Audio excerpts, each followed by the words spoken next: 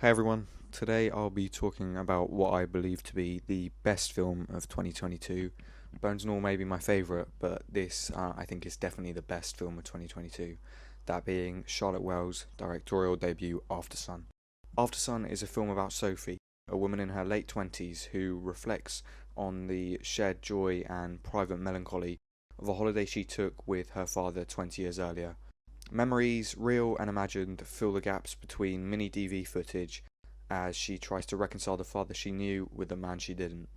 I don't even know where to start with this film. It's a deeply emotional and moving, semi biographical, I think, piece of art that studies depression, growing up, and much more, and I think everyone involved should receive massive amounts of praise.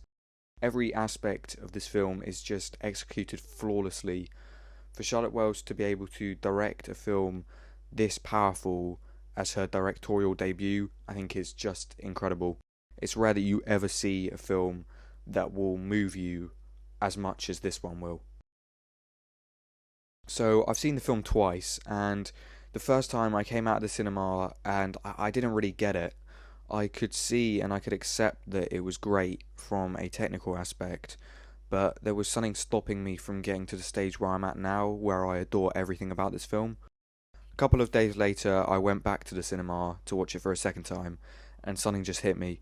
I came out of the showing and I had a completely new view on the film. I think the reason that this film had such a profound impact on me the second time round is because when I first watched the film, most of the runtime I was waiting for something to happen. There are so many foreboding moments that you just assume something will happen. Something terrible is going to happen to these characters. But it doesn't. Aftersun isn't that type of film. Charlotte Wells has created this quiet film that doesn't show you anything. Instead, she just gives you the clues and lets the audience piece together the puzzle of what happens. Everything is hinted at or alluded to. We are shown very little about why Callum is the way he is, but we are shown things that make us think about what could be going on inside his head. Whether that be walking into the road without checking both ways, his sudden burst of anger when he spits into the mirror, or the shot of him just standing on top of the balcony fence. It's almost like he wants the choice to end his life taken away from him. He can't come to terms with it and do it himself.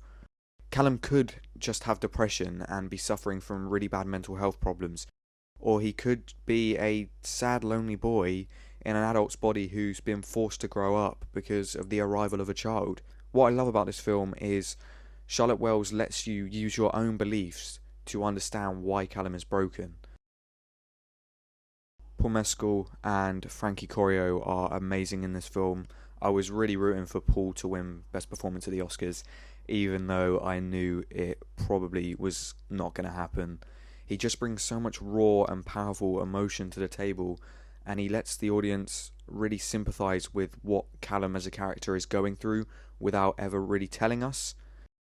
You understand how he feels in every moment and view his character slowly break down over the course of the film. It just feels so real, and he is phenomenal. Frankie Corio is also unbelievable. I think she was 9 when they started filming Aftersun, and to me that's crazy. To be 9 years old and to be able to give a performance of this caliber is so impressive. For her to be able to portray such a convincing and mature child performance without being slightly annoying and fake, like many are nowadays in film, is such an accomplishment. Both of these stellar performances are also the way they are because of Charlotte Wells' purely exceptional directing ability. Aftersun features so many long, unbroken takes, and I mean a lot. The film is basically filled with them. One of these, and probably my favourite one, comes when Sophie is singing REM's Losing My Religion at the resort's karaoke night. The shot lasts the whole length of the song, really testing the audience's ability to sympathise with Callum as a parent, as he just watches his young daughter sing alone, but it also displays Sophie's mental strength, even as a young girl. The film practically starts with a super long take of Sophie sleeping. The diegetic sound of her breathing is the only thing audible, and in the background you can see Callum practicing Tai Chi. Tai Chi is an internal Chinese martial art practiced for defense training, health benefits, and meditation, and it's also one of the visual clues signifying that Callum is trying to better his mental health and better his life. Slowly over the take, Callum's movements turn from meticulous Tai Chi movements to some kind of dance, swaying from side to side with a cigarette in his mouth, something you might see a drunk person do at a nightclub. This mirrors Callum's life outside of the holiday and the rave location adult Sophie frequently sees him at, which is presented through sporadic flashing sequences during the film. I think the use of colours is so important in Aftersun, whether that be the colours of the characters' outfits or the setting that surrounds them. The colours of both of these aspects often signify the characters' emotions and how they're feeling at a certain moment. Sophie is often seen in colourful clothes conveying her bright and confident personality. Callum wears colours like grey, white and black, signifying his extreme shifting emotions.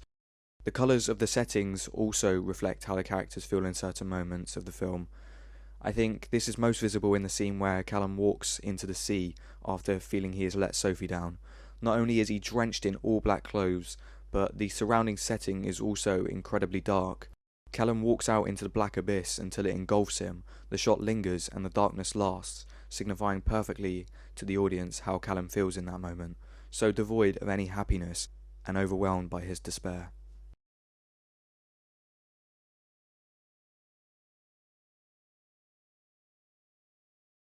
I wouldn't normally talk about a specific scene for a whole chapter in one of these videos, but the ending of this film is just so unbelievably good. It features one of, if not the most impactful, goosebump-inducing scenes I've ever seen in a film.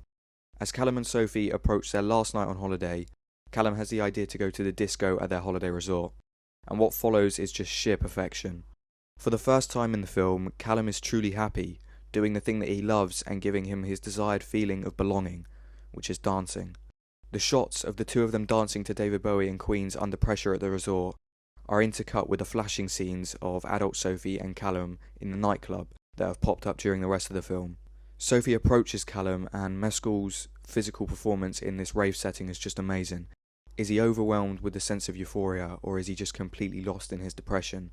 And that's what I love about this film. It forces you to create your own idea in your head. As the song builds and child Sophie jokingly pushes her dad away, adult Sophie desperately tries to embrace Callum for one last time before he's lost in the darkness. The rave represents Callum's dark place. Sophie, now a parent 20 years later, had to go to it to fully understand what Callum was going through on the holiday and forgive him. This ending is just so powerful, and in the final few moments of the film, after enjoying possibly the last time he ever sees Sophie, Callum turns and walks straight back into the darkness. His fate from that moment onwards is left for us to decide. So yeah guys, I hope you enjoyed this video. I would heavily recommend Aftersun. Make sure to go watch it.